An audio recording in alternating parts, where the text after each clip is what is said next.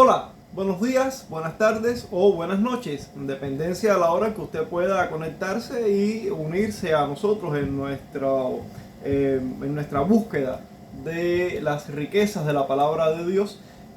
Esta vez estamos comenzando una nueva serie que titulamos Yo Barrabás. Estamos empleando o estamos recurriendo a este personaje antiguo, este personaje que se nos muestra en los evangelios y que es la persona que iba a ser sentenciada por sus crímenes, pero que por la providencia de Dios y porque era el plan de Dios que así sucediera, Jesús ocupó su lugar en el sacrificio y este hombre fue librado de la pena capital, de la pena de muerte. Y vimos ahí en esa escena, ¿no? en ese evento, un ejemplo claro de lo que es la sustitución, una aplicación de la sustitución. Cristo, el justo, muriendo en lugar del injusto. Y hemos tomado a Barrabás como referente de todos nosotros. Por eso, o de ahí el título Yo Barrabás. Es decir, yo como ese Barrabás que Cristo murió en mi lugar. Yo era el Barrabás que debió haber sido ejecutado por mis delitos, por mis crímenes contra el Señor, por mis pecados, pero fui sustituido por el Señor Jesús. Es decir, estamos viendo en Barrabás una aplicación o una ilustración práctica de la sustitución, de la doctrina o más que la doctrina, porque no es solamente una teoría, sino una realidad objetiva de cómo Cristo nos sustituyó en ese castigo que nosotros merecíamos, como dice Pablo a los romanos, el justo por los injustos.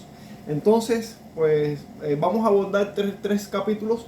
El primer capítulo trata sobre la culpabilidad, es decir, era Barrabás culpable, evidentemente.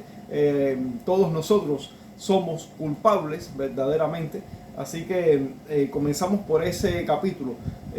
Vamos a ver nuestra real culpa delante de Dios. Y seguiremos por otros dos capítulos, que el siguiente capítulo le continuaría la sustitución, lo que es el sacrificio vicario, la muerte de Cristo en lugar de los impíos, en lugar de los injustos que seríamos nosotros. El sacrificio vicario sería el segundo capítulo, y el tercer capítulo sería libertad total o totalmente libres, pudiéramos llamarlo de una u otra manera, libertad, libres o liberados, tantas maneras, ¿no?, que pudiéramos decir lo mismo. Bueno, pues esos van a ser los tres capítulos de nuestra serie: culpable, sacrificio vicario o sustitución y totalmente libres. Entonces vamos a comenzar con nuestro primer capítulo y vamos a leer allí la palabra de Dios en Marcos capítulo 15, los versos del 6 al 11. Allí dice: en el día de la fiesta, Pilato acostumbraba a poner en libertad a un preso, el que la gente quisiera. Había uno que se llamaba Barrabás, que estaba preso con sus compañeros de motín, porque en una revuelta habían cometido un homicidio. Cuando la multitud se aproximó, comenzó a pedirle a Pilato que hiciera lo que acostumbraba hacer, es decir, poner en libertad a un prisionero. Pilato les preguntó: ¿quieren que ponga en libertad al rey de los judíos? Y es que Pilato sabía que los principales sacerdotes lo habían entregado por envidia, pero los principales sacerdotes incitaron a la multitud para que Pilato soltara más bien a Barrabás. Cualquiera lee esto y dice: wow, pero qué mente tan torcida, ¿verdad? Qué mente tan perversa. Soltar a un asesino sabiendo que era un asesino y condenar a un justo. Bueno, así fue la historia, así sucedió, y en cierta forma tenemos que decir que gracias a esa injusticia es que nosotros disfrutamos de la gracia o de la misericordia de Dios. Bueno, vamos a ir al contenido de nuestra serie.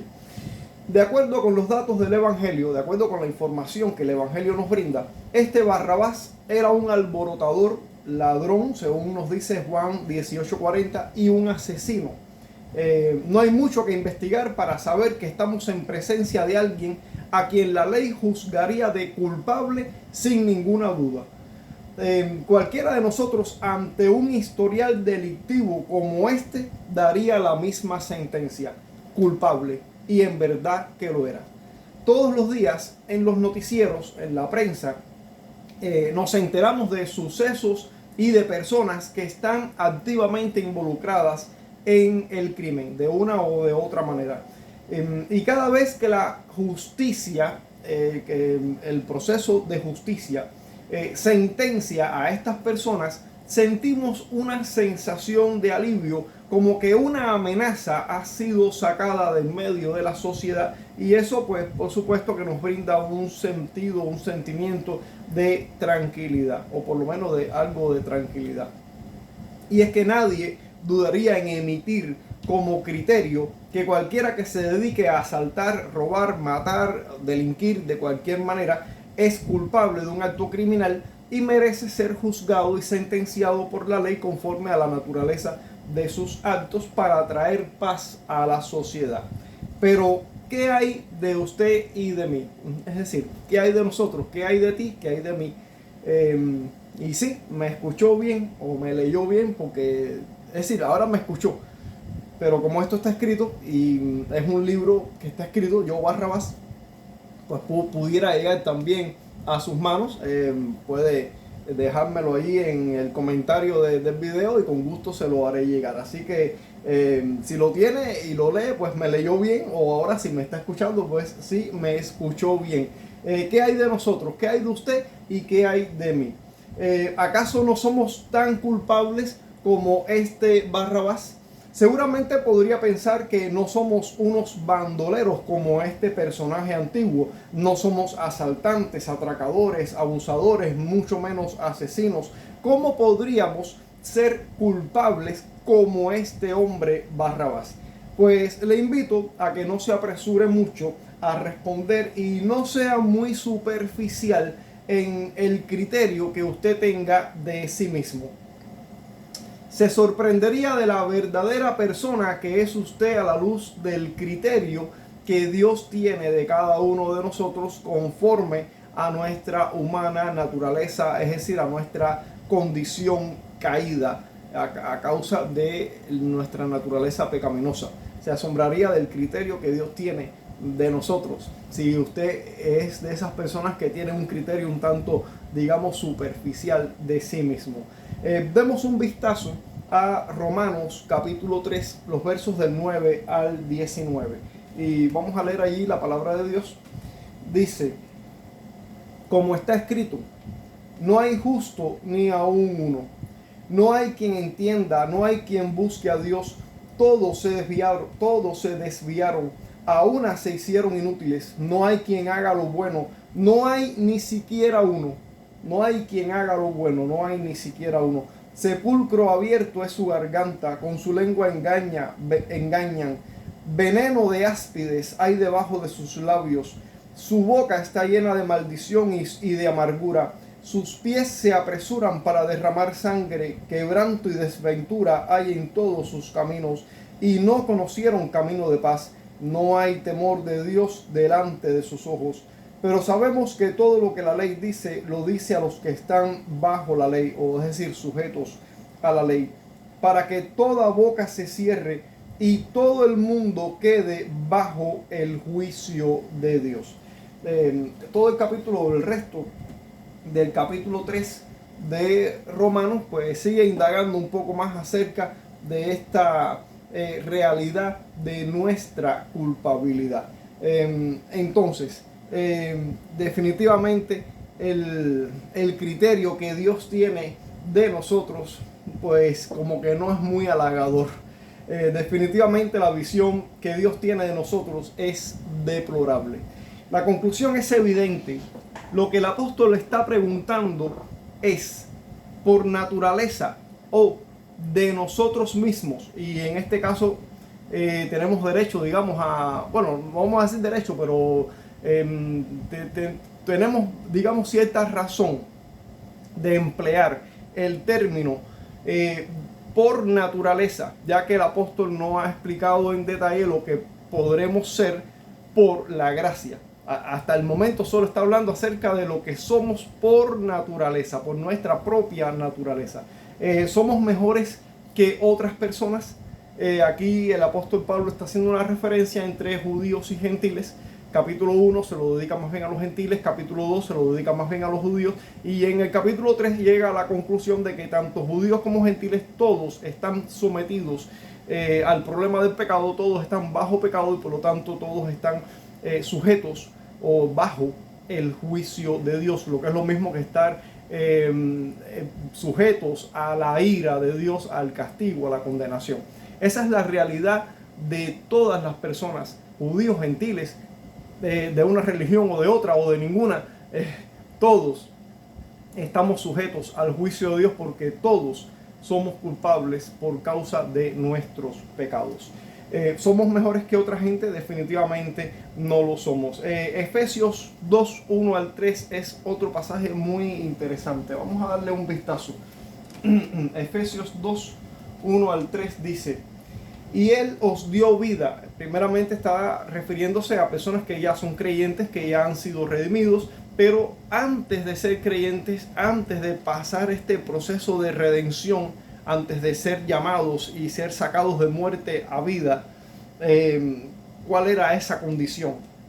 Dice que Él os dio vida a vosotros cuando estabais muertos en vuestros delitos y pecados, en los cuales anduvisteis en otro tiempo siguiendo la corriente de este mundo, conforme, y esa palabra es interesante, conforme al príncipe de la potestad del aire, el demonio, el espíritu que ahora opera en los hijos de desobediencia, es decir, en aquellos que no han sido redimidos, entre los cuales también todos nosotros vivimos en otro tiempo en los deseos de nuestra carne, haciendo la voluntad de la carne y de los pensamientos, y éramos por naturaleza, y nuevamente aparece esta frase, por naturaleza, hijos de ira, es decir, sujetos a la ira, lo mismo que los demás, es decir, sin excepción o sin diferencia con ningún otro. Es decir, Pablo está preguntando, ¿somos acaso mejores que otras personas?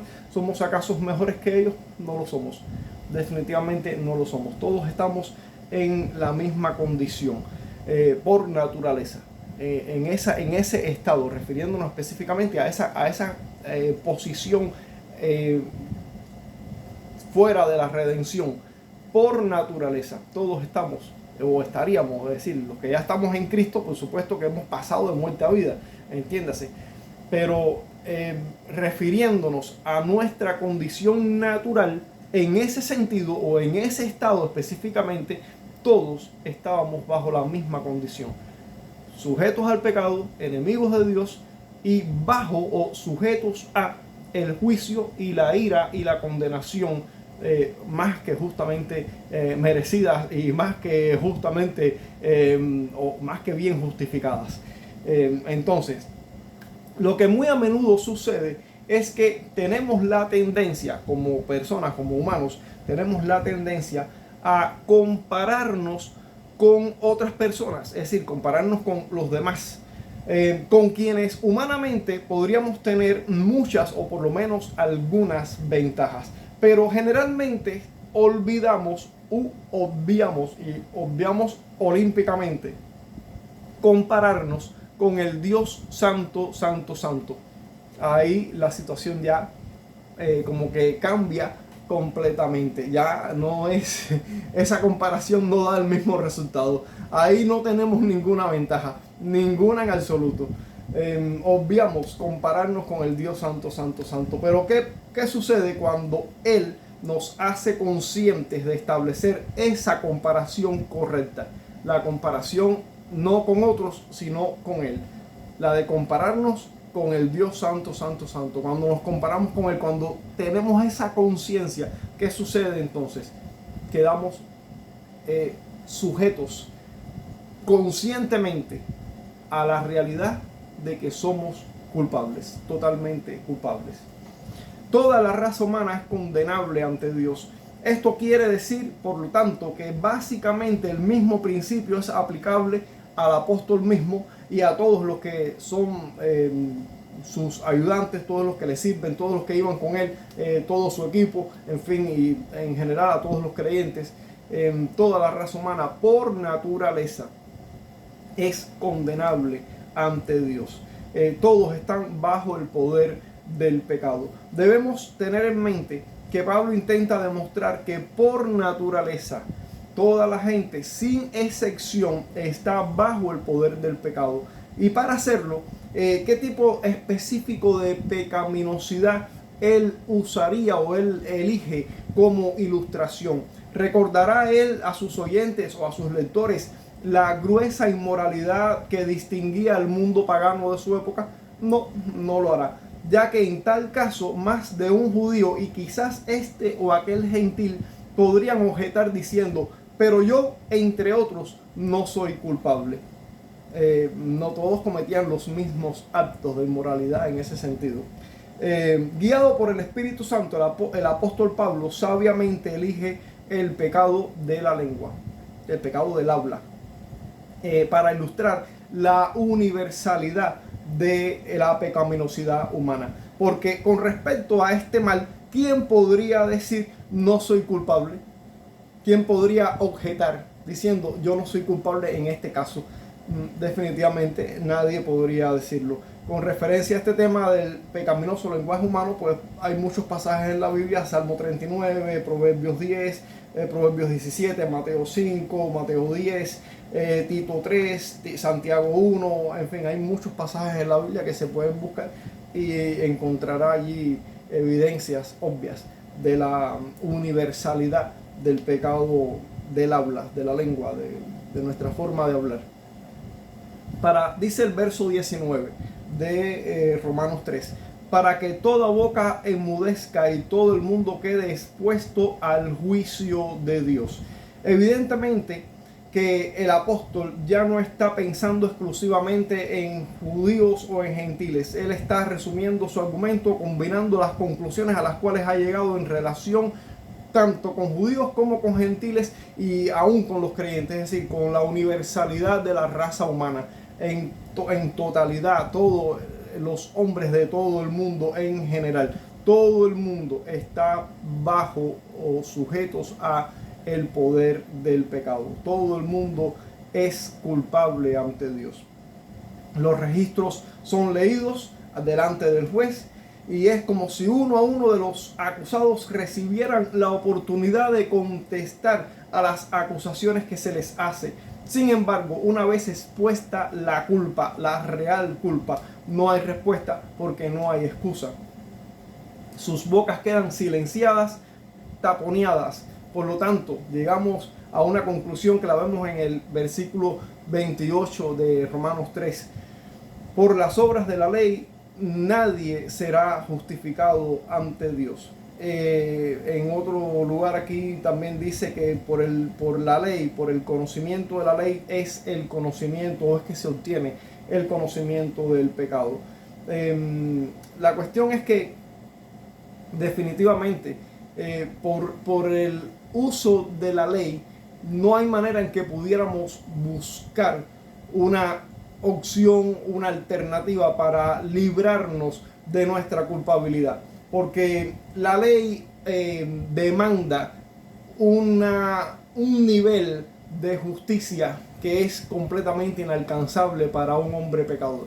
Y evidentemente, como todos somos pecadores, pues definitivamente nadie puede cumplir con las altas demandas de justicia de la ley. Considere por un momento lo que la ley demanda.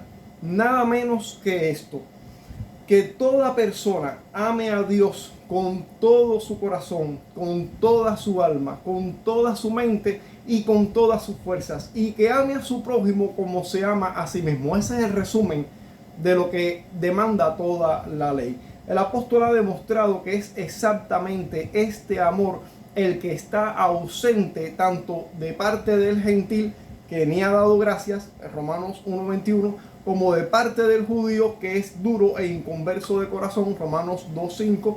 Él ha dejado claro que toda persona está condenada ante Dios. La persona queda condenada por sus pecados, tanto de comisión como los pecados de omisión, tanto por lo que ha hecho como por el bien que no ha hecho. No solo por los pecados expuestos en público, sino también por el mal que comete en secreto.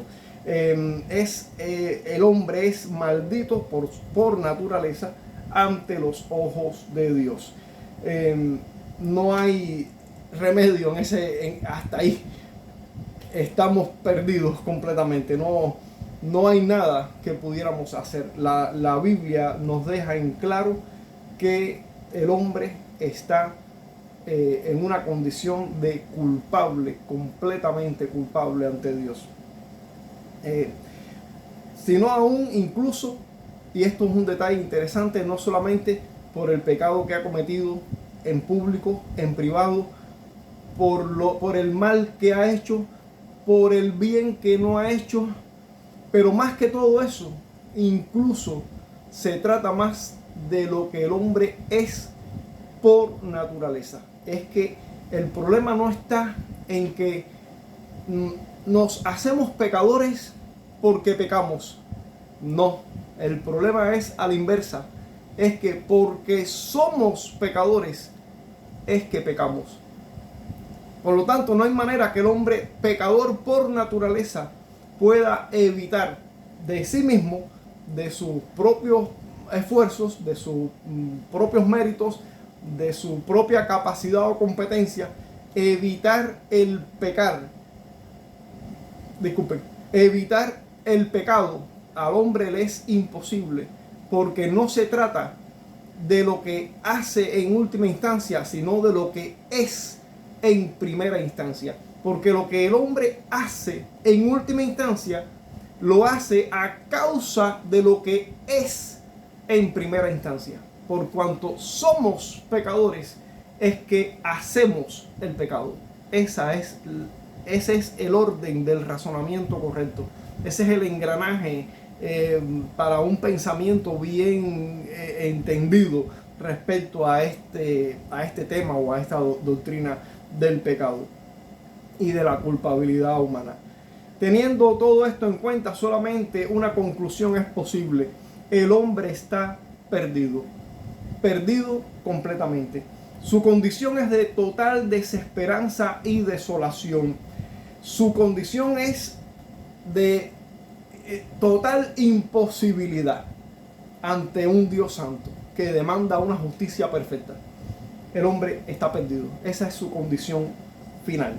Y la ley, con su demanda de una perfección moral y espiritual, un estado al cual el hombre por su naturaleza pecaminosa nunca podrá llegar, esa ley termina creando en este hombre pecaminoso un horrendo y mortificante sentido de pecado. De allí un presentimiento de total perdición y condenación eterna. Entonces, ¿qué podemos decir respecto a esta situación angustiante, realmente desesperante? Todo ser humano posee una naturaleza pecaminosa.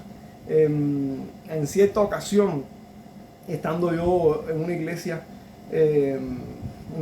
de bautista propiamente, antes de entrar yo en el camino de las doctrinas reformadas, ya yo estaba iniciándome en este camino de las doctrinas reformadas, pero aún estaba en esta iglesia bautista que no era una iglesia reformada, era una iglesia de corte arminiano más bien. Recuerdo que el pastor, que no voy a mencionar el nombre, una cuestión lógico, ¿no? Digámoslo así, él hace una presentación de los niños recién nacidos en la iglesia.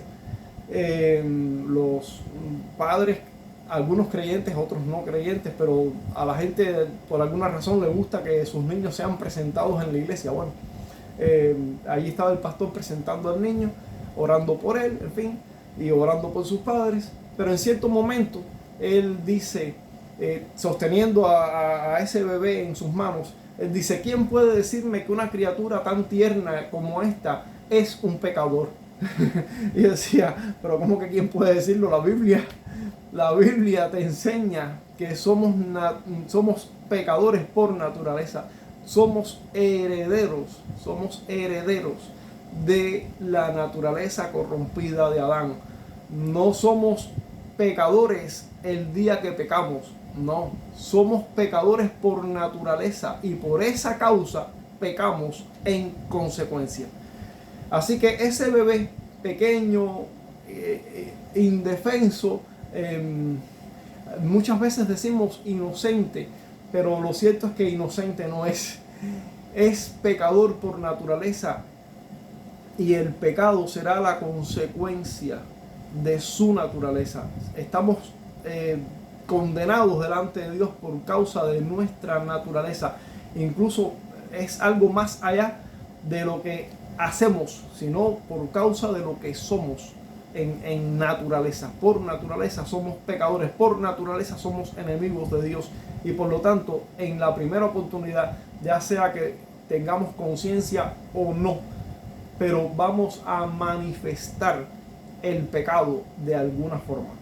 Entonces, todo ser humano posee una naturaleza pecaminosa. La Biblia nos dice no solo que todo hombre comete pecado, sino también que todo hombre posee una naturaleza corrompida por el pecado. Es decir, cometemos pecados porque somos pecadores. Cometer pecados es la consecuencia, es el resultado, es el producto, es el efecto. La causa primaria es la naturaleza a la cual pertenecemos, la cual tenemos, de lo cual somos pecadores. Y por esa naturaleza y por esa causa primaria es que pecamos como consecuencia.